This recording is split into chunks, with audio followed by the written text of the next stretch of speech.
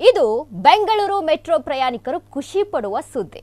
ಹೌದು, ಇನ್ಮೇಲೆ ಮೆಟ್ರೋಗಾಗಿ ನಿಮಿಷಗಟ್ಟಲೆ ಕಾಯುವಂತ ಪರಿಸ್ಥಿತಿ ಇರಲ್ಲ. ಈಗ ನಾವು ಗಮನಿಸಿದ್ವಿ, ಇನ್ನು ಮುಂದೆ ಎಲ್ಲಾ ಮಾರ್ಗದಲ್ಲೂ ಕೂಡ 4 ನಿಮಿಷಕ್ಕೊಂದು ಟ್ರೈನ್ ಬರುತ್ತೆ. ಗಂಟೆಗಟ್ಟಲೆ ಕಾಯುವಂತ ಪರಿಸ್ಥಿತಿ ಇಲ್ಲ. ಬೆಂಗಳೂರು ಜನತೆಗೆ ಇದೀಗ ಖುಷಿ ಪಡುವಂತ ಸುದ್ದಿ. ಇನ್ಮೇಲೆ ಮೆಟ್ರೋಗಾಗಿ ನಿಮಿಷಗಟ್ಟಲೆ ಕಾಯೋ ಪರಿಸ್ಥಿತಿ ಇರೋದೇ ಇಲ್ಲ. ಎಲ್ಲಾ ಮಾರ್ಗದಲ್ಲೂ ಕೂಡ 4 ನಿಮಿಷಕ್ಕೊಂದು ಟ್ರೈನ್ ಬರುತ್ತೆ. ರೈಲು ನಿರೀಕ್ಷಣಾ ಸಮಯ 4 ನಿಮಿಷಕ್ಕೆ ಇಳಿಸಲು ಬಿಎಂಆರ್ಸಿಎಲ್ ಚಿಂತನೆಯನ್ನ ನಡೆಸಿದೆ. ಸದ್ಯ ಮೆಟ್ರೋ ಮಾರ್ಗಗಳಲ್ಲಿ 5 ರಿಂದ 7 ನಿಮಿಷಕ್ಕೊಂದು ರೈಲು ಓಡಾಟ ಶುರುವಾಗುತ್ತೆ. ಇನ್ನು ಮುಂದೆ ಹಳದಿ ಮಾರ್ಗದಲ್ಲಿ 15 ನಿಮಿಷಕ್ಕೊಂದು ಮೆಟ್ರೋ ರೈಲು ಕಾರ್ಯಾಚರಣೆಯನ್ನ ಮಾಡ್ತಾ ಇತ್ತು. ತಡವಾಗಿ ಮೆಟ್ರೋ ಕಾರ್ಯಾಚರಣೆಯಿಂದ ನಿತ್ಯವೂ ಕೂಡ ರೈಲಿನಲ್ಲಿ ಜನದಟ್ಟಣೆ ಶುರುವಾಗ್ತಾ ಇತ್ತು. ಹೀಗಾಗಿ ಜನದಟ್ಟಣೆ ನಿಯಂತ್ರಿಸಲು 4 ನಿಮಿಷಕ್ಕೊಂದು ರೈಲು ಓಡಿಸಲು ಮೆಟ್ರೋ ಈಗ ಪ್ಲಾನ್ ಅನ್ನ ಮಾಡ್ಕೊಂಡಿದೆ. ಮೆಟ್ರೋ ಮಾರ್ಗಗಳಿಗೆ ಹೆಚ್ಚುವರಿ ಬೋಗಿಗಳ ಸೇರ್ಪಡೆ ಮಾಡಲಿರುವಂತಹ ನಿಗಮ. ಈಗ ನಾವು ಗಮನಿಸಿದ್ವಿ, ಮೆಟ್ರೋ ಸ್ಟೇಷನ್ಗಳಲ್ಲೆಲ್ಲ ನೋಡ್ತಾ ಇರಬೇಕಂತ ಅಂದ್ರೆ ತುಂಬಾ ಜನದಟ್ಟರೆ. ಬೆಂಗಳೂರಿಗೆ ಒಂದು ರೀತಿಯಾದಂಥ ಖುಷಿ, ಬೆಂಗಳೂರಿನ ಜನತೆಗೆ ಖುಷಿ ಪಡುವಂಥ ಸುದ್ದಿ ಇದು. ಮೆಟ್ರೋಗಾಗಿ ನಿಮಿಷಗಟ್ಟಲೆ ಕಾಯಬೇಕಿತ್ತು. ನಿಮಿಷಗಟ್ಟಲೆ ಅಂದರೆ 5 ರಿಂದ 7 ನಿಮಿಷ ಕಾಯಬೇಕಿತ್ತು. ಒಂದು ಮೆಟ್ರೋ ಪಾಸ್ ಆಯಿತು ಅಂದರೆ ಇನ್ನೊಂದು ಮೆಟ್ರೋಕ್ಕೆ.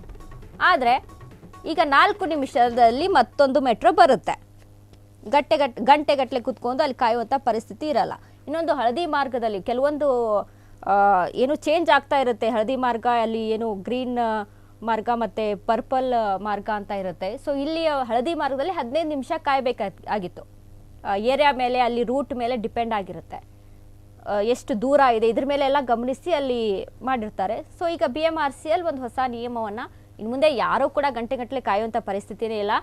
4 ನಿಮಿಷಕ್ಕೊಂದು ಅಲ್ಲಿ ಟ್ರೈನ್ ಬರುತ್ತೆ, ಆರಾಮಾಗಿ ನೀವು ಪ್ರಯಾಣ ಮಾಡ್ಬೋದು. ಈಗಂತೂ ನಾವು ಮೆಟ್ರೋದಲ್ಲಿ ಗಮನಿಸ್ತಾ ಇದ್ದೀವಿ, ಒಂದು ಏನು BMTC ಬಸ್ಸಲ್ಲೂ ರಶ್ ಇರಲ್ಲ, ಅದಕ್ಕಿಂತ ರಶ್ಗಳನ್ನ ನಾವು ನೋಡ್ತಾ ಇದ್ದೀವಿ.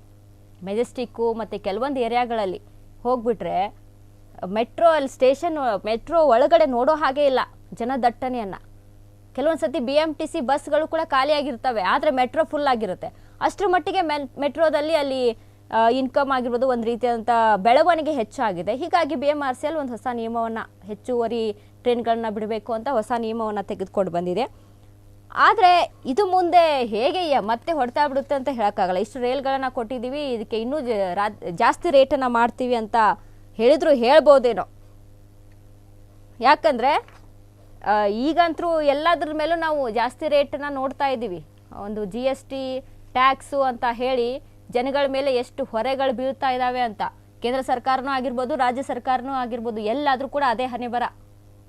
ಈಗ ಇದು ಮೆಟ್ರೋ ಕೇಂದ್ರ ಸರ್ಕಾರಕ್ಕೆ ಸಂಬಂಧಪಟ್ಟರೂ ಕೂಡ ಲಾಸ್ಟ್ ಟೈಮು ಎಷ್ಟು ಮೆಟ್ರೋದಲ್ಲಿ ಪ್ರಯಾಣಿಕರ ಮೇಲೆ ಒಂದು 20% ಏನೋ ಅಲ್ಲಿ ಜಾಸ್ತಿ ಮಾಡಿದ್ರು. ಪ್ರಯಾಣಿಕರ ಒಂದು ಏನು ಪೇ ಮಾಡಬೇಕಾಗಿತ್ತು, 20% ಜಾಸ್ತಿ ಮಾಡಿದರು. ಇದೀಗ ಮತ್ತೆ ಹೆಚ್ಚುವರಿ ಟ್ರೈನ್ಗಳನ್ನ ಬಿಟ್ಟು ಒಂದು ರೀತಿಯಾದಂಥ ಖುಷಿ ವಿಚಾರ ಬಿಡಿ. ಯಾಕಂದರೆ ಒಂದು ದಟ್ಟಣೆ ಆಗ್ತಾ ಇತ್ತು, ನಿಮಿಷಗಟ್ಟಲೆ ಕಾಯಬೇಕು, ಯಾಕಂದರೆ ಬೇಗ ಹೋಗಬೇಕು, ಬೇಗ ನಾನು ಸೇರಬೇಕು ಅಂತಲೇ ಜನ ಮೆಟ್ರೋವನ್ನು ಯೂಸ್ ಮಾಡ್ಕೋತಿದ್ರು. ಬೇಗ ಹೋಗ್ಬೋದಪ್ಪ, ಯಾವುದೇ ಥರದಂಥ ಒಂದು ಗೊಂದಲ ಇರೋದಿಲ್ಲ, ಬೇಗ ಹೋಗಿ ನಾವು ರೀಚ್ ಆಗ್ಬೋದು ಅಂತ. ಹೀಗಾಗಿ ಮತ್ತೆ ಬಂದಲ್ಲಿ 5 ರಿಂದ 7 ನಿಮಿಷ ಕಾಯುವಂಥ ಪರಿಸ್ಥಿತಿ, ಒಂದೊಂದು ಕಡೆ 15 ನಿಮಿಷ ಕಾಯುವಂಥ ಪರಿಸ್ಥಿತಿ ಇರ್ತಿತ್ತು. ಇದರಿಂದ ಸ್ವಲ್ಪ ಜನಕ್ಕೆ ತೊಂದರೆ ಆಗ್ತಿತ್ತು. ಇದನ್ನು ತೊಂದರೆ ನಿವಾರಿಸುವಲ್ಲಿ ಈ ರೀತಿಯಾದಂಥ BMRCL ನಿಯಮವನ್ನು ಜಾರಿ ಮಾಡ್ತಾ ಇದೆ. ಒಂದು ರೀತಿಯಾದಂಥ ಖುಷಿ ವಿಚಾರನೇ. ಅದ್ರ ಜೊತೆಗೆ ಹೆಚ್ಚುವರಿ ಟ್ರೈನ್ಗಳನ್ನು ಕೂಡ ಬಿಡ್ತಾ ಇದೆ. ಆದರೆ ಮುಂದೆ ಯಾವ ರೀತಿಯಾದಂಥ ಒಂದು ಹೊರೆ ಬೀಳುತ್ತೆ ಇದರಿಂದನೂ ಅಂತ ಒಂದು ಕಡೆ ಯೋಚನೆ ಮಾಡಬೇಕಾಗುತ್ತೆ. ಕ್ಷಣ ಕ್ಷಣದ ಸುದ್ದಿಗಳಿಗಾಗಿ ಫ್ರೀಡಂ ಟಿವಿ ಸಬ್ಸ್ಕ್ರೈಬ್ ಮಾಡಿ, ಲೈಕ್ ಮಾಡಿ ಹಾಗೂ ಫಾಲೋ ಮಾಡಿ.